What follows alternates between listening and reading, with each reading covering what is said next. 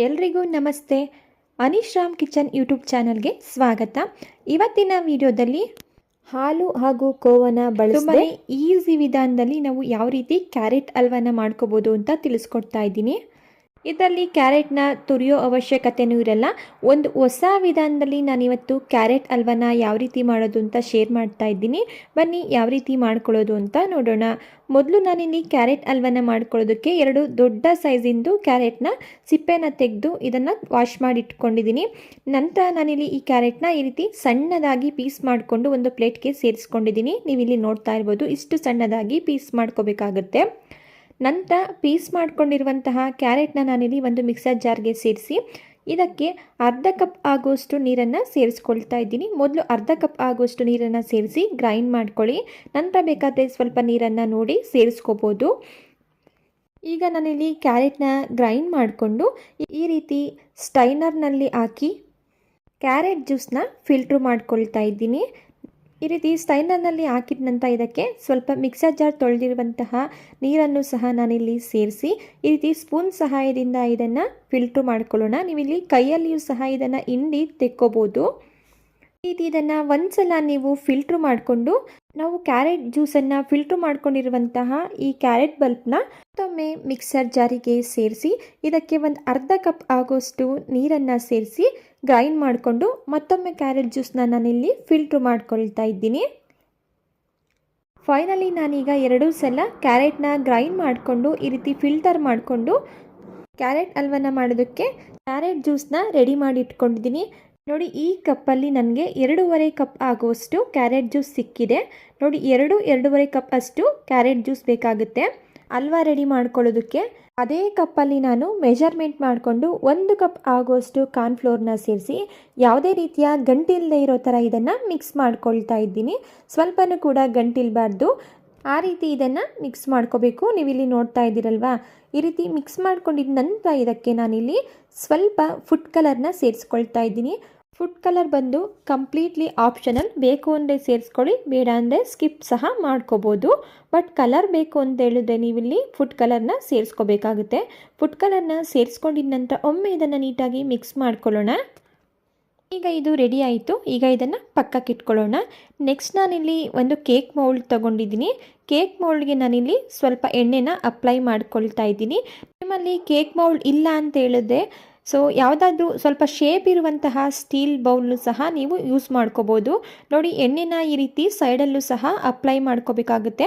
Cake mould full ಎಣ್ಣೆನ apply ಮಾಡ್ಕೋಬೇಕಾಗುತ್ತೆ. ನಂತರ ಇದಕ್ಕೆ ಒಂದು ಬಟರ್ ಪೇಪರನ್ನು ಸೇರಿಸಿ ಅದ್ರ ಮೇಲೂ ಸಹ ನಾನಿಲ್ಲಿ ಸ್ವಲ್ಪ ಎಣ್ಣೆನ ಅಪ್ಲೈ ಮಾಡ್ಕೊಳ್ತಾ ಇದ್ದೀನಿ. ನಂತರ ನಾನಿಲ್ಲಿ ಇದಕ್ಕೆ ಕಟ್ ಮಾಡಿ ಇಟ್ಕೊಂಡಿರುವಂತಹ ಡ್ರೈ ಫ್ರೂಟ್ಸ್ನ ಸೇರಿಸ್ಕೊಳ್ತಾ ಇದ್ದೀನಿ.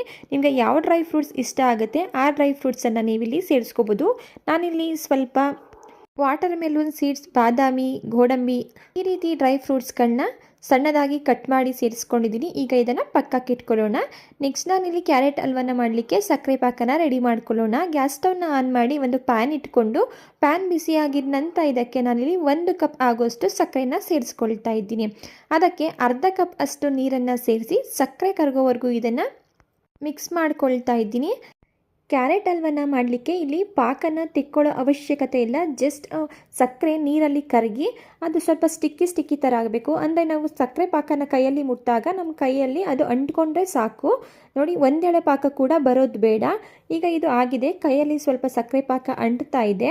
ಈಗ ನಾವು ರೆಡಿ ಮಾಡಿ ಇಟ್ಕೊಂಡಿರುವಂತಹ ಕ್ಯಾರೆಟ್ ಜ್ಯೂಸ್ ಹಾಗೂ ಕಾರ್ನ್ಫ್ಲೋರ್ ಮಿಶ್ರಣ ಏನಿದೆ ಅದನ್ನು ಸೇರಿಸ್ಕೊಂಡು ಗ್ಯಾಸ್ ಸ್ಟವ್ನ ಲೋ ಫ್ಲೇಮಲ್ಲಿ ಇಟ್ಟು ಇದನ್ನು ಮಿಕ್ಸ್ ಮಾಡ್ಕೊಳ್ತಾ ಇರಬೇಕಾಗುತ್ತೆ. ಯಾವುದೇ ರೀಸನ್ಗೂ ಇದನ್ನು ಕೈ ಬಿಡೋದಕ್ಕೆ ಹೋಗಬಾರ್ದು. ನಾವಿಲ್ಲಿ ಕಾರ್ನ್ಫ್ಲೋರ್ನ ಯೂಸ್ ಮಾಡಿರೋದ್ರಿಂದ ಸ್ವಲ್ಪ ತಳ ಹಿಡಿಯುತ್ತೆ. ಆದ್ದರಿಂದ ಇದನ್ನು ಈ ರೀತಿ ಮಿಕ್ಸ್ ಮಾಡ್ಕೊಳ್ತಾ ಇರಬೇಕು. ನೋಡಿ, ನೋಡ್ತಾನೆ ಎಷ್ಟು ಗಟ್ಟಿ ಆಗ್ತಾ ಬರ್ತಿದೆ ಅಂತೇಳಿ. ಒಂದು 5 ನಿಮಿಷ ಆಗಿದೆ. ಈಗ ಇದು ಇಷ್ಟು ಗಟ್ಟಿಯಾಗಿದೆ. ಹಾಗೆ ಮಿಕ್ಸ್ ಮಾಡ್ಕೊಳ್ತಾ ಹೋಗ್ತಾ ಇದ್ದರೆ ಇದು ಕಲರ್ ಕೂಡ ಚೇಂಜ್ ಆಗುತ್ತೆ, ತಳ ಕೂಡ ಬಿಡುತ್ತೆ. ಅಲ್ಲಿವರೆಗೂ ಇದನ್ನು ಮಿಕ್ಸ್ ಮಾಡ್ಕೋಬೇಕಾಗುತ್ತೆ. ಇಷ್ಟು ಗಟ್ಟಿಯಾದ ನಂತರ ನಾನಿಲ್ಲಿ ಇದಕ್ಕೆ 2 ಟೇಬಲ್ ಸ್ಪೂನ್ ಆಗೋಷ್ಟು ತುಪ್ಪನ ಸೇರಿಸಿ ಮಿಕ್ಸ್ ಮಾಡ್ಕೊಳ್ತಾ ಇದ್ದೀನಿ. ಇದೇ ರೀತಿ ನಾನಿಲ್ಲಿ ಇನ್ನೂ ಒಂದು 5 ರಿಂದ 6 ನಿಮಿಷಗಳ ಕಾಲ ಇದನ್ನು ಚೆನ್ನಾಗಿ ತಳ ಬಿಡೋವರೆಗೂ ಮಿಕ್ಸ್ ಮಾಡ್ಕೊಳ್ತೀನಿ. ನೋಡಿ ಈಗ ಕಂಪ್ಲೀಟಾಗಿ ಹಲ್ವಾ ಬೆಂದಿದೆ, ಕಲರ್ ಕೂಡ ಚೇಂಜ್ ಆಗಿದೆ, ನೀವು ಇಲ್ಲಿ ನೋಡ್ತಾ ಇರ್ಬೋದು. ಈಗ ಇದಕ್ಕೆ ನಾನು ಸಣ್ಣದಾಗಿ ಕಟ್ ಮಾಡಿ ಇಟ್ಕೊಂಡಿರುವಂತಹ ಡ್ರೈ ಫ್ರೂಟ್ಸ್ನ ಸೇರಿಸ್ಕೊಳ್ತಾ ಇದ್ದೀನಿ. ನಿಮ್ಮನೇಲಿ ಯಾವ ಡ್ರೈ ಫ್ರೂಟ್ಸ್ ಇರುತ್ತೆ ಅದನ್ನು ಸಣ್ಣದಾಗಿ ಕಟ್ ಮಾಡಿ ಸೇರಿಸ್ಕೊಳ್ಳಿ. ಡ್ರೈ ಫ್ರೂಟ್ಸ್ನ ಸೇರಿಸ್ಕೊಂಡಿದ ನಂತರ ಹಲ್ವಾ ಜೊತೆ ಚೆನ್ನಾಗಿ ಹೊಂದ್ಕೊಳ್ಳೋ ರೀತಿ ಇದನ್ನು ಮಿಕ್ಸ್ ಮಾಡಿಕೊಂಡು ಗ್ಯಾಸ್ ಸ್ಟವ್ನ ಆಫ್ ಮಾಡ್ಕೊಳ್ತಾ ಇದ್ದೀನಿ. ಈಗ ಗ್ಯಾಸ್ ಸ್ಟವ್ನ ಆಫ್ ಮಾಡ್ಕೊಂಡಿದ ನಂತರ ಇದನ್ನು ಜಾಸ್ತಿ ಹೊತ್ತು ಆರಲಿಕ್ಕೆ ಬಿಡಬಾರ್ದು, ಅದು ಪಾತ್ರೆಯಲ್ಲಿಯೇ ಗಟ್ಟಿ ಆಗಿಬಿಡುತ್ತೆ. ಇಮಿಡಿಯೇಟಾಗಿ ಇದನ್ನು ನಾನಿಲ್ಲಿ ರೆಡಿ ಮಾಡಿ ಇಟ್ಕೊಂಡಿರುವಂತಹ ಕೇಕ್ ಮೌಲ್ಡ್ಗೆ ಸೇರಿಸ್ಕೊಳ್ತಾ ಇದ್ದೀನಿ. ಕೇಕ್ ಮೌಲ್ಡ್ಗೆ ಸೇರಿಸ್ಕೊಂಡಿದ ನಂತರ ಇದನ್ನು ಒಂದು ಸ್ಪೂನ್ ಸಹಾಯದಿಂದ ಈಕ್ವಲ್ ಆಗಿ ಮಾಡ್ಕೊಳ್ತಾ ಇದ್ದೀನಿ.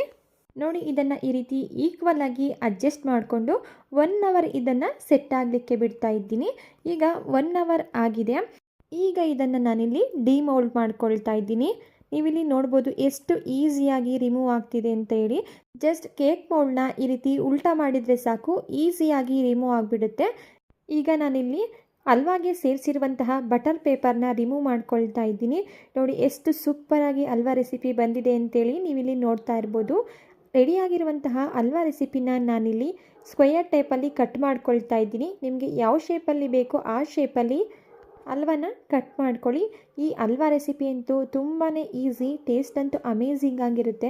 ಒಂದ್ಸಲ ಟ್ರೈ ಮಾಡಿ ನೋಡಿ. ಹಾಲು ಮತ್ತು ಕೋವಾ ಇಲ್ಲದೆ ಹಾಗೆ ಕ್ಯಾರೆಟ್ನ ತುರಿದೇನೆ ನಾನು ಹೊಸ ವಿಧಾನದಲ್ಲಿ ಕ್ಯಾರೆಟ್ ಹಲ್ವಾನ ಯಾವ ರೀತಿ ಮಾಡೋದು ಅಂತ ಶೇರ್ ಮಾಡಿದ್ದೀನಿ. ಸೊ ಐ ಹೋಪ್ ಇವತ್ತಿನ ಕ್ಯಾರೆಟ್ ಹಲ್ವಾ ವಿಡಿಯೋ ನಿಮಗೆ ಇಷ್ಟ ಆಗಿದೆ ಅಂತ ಭಾವಿಸ್ತಾ ಇದ್ದೀನಿ. ಇಷ್ಟ ಆಗಿದ್ದರೆ ರೆಸಿಪಿಗೆ ಒಂದು ಲೈಕ್ ಮಾಡಿ. ಇದೇ ರೀತಿ ಸಿಂಪಲ್ ಹಾಗೂ ಟೇಸ್ಟಿ ರೆಸಿಪಿಗಳು ನಿಮಗೆ ಬೇಕು ಅಂದರೆ ನೀವು ಚಾನಲ್ನ ಸಬ್ಸ್ಕ್ರೈಬ್ ಮಾಡ್ಕೊಳ್ಳಿ. ನೀವಿಲ್ಲಿ ನೋಡ್ತಾ ಇರ್ಬೋದು ಎಷ್ಟು ಸೂಪರಾಗಿ ಹಲ್ವಾ ಬಂದಿದೆ ಅಂತ ಹೇಳಿ. ಕಟ್ ಮಾಡಿದರೆ ಸಾಕು, ಹಾಗೆ ಬೆಣ್ಣೆ ಥರ ಕಟ್ ಆಗ್ತಾ ಇದೆ. ಖಂಡಿತ ಈ ರೆಸಿಪಿನ ನೀವು ಟ್ರೈ ಮಾಡಿ ಹೇಗಿತ್ತು ಅಂತ ಹೇಳಿ ಕಮೆಂಟ್ ಮಾಡೋದನ್ನು ಕೂಡ ಮರಿಬೇಡಿ. Thank you for watching. ಹಾಗೆ ಈ ರೆಸಿಪಿನ ನಿಮ್ಮ ಫ್ಯಾಮಿಲಿ ಫ್ರೆಂಡ್ಸ್ಗಳಿಗೆ ಶೇರ್ ಮಾಡಿ. Thank you for watching.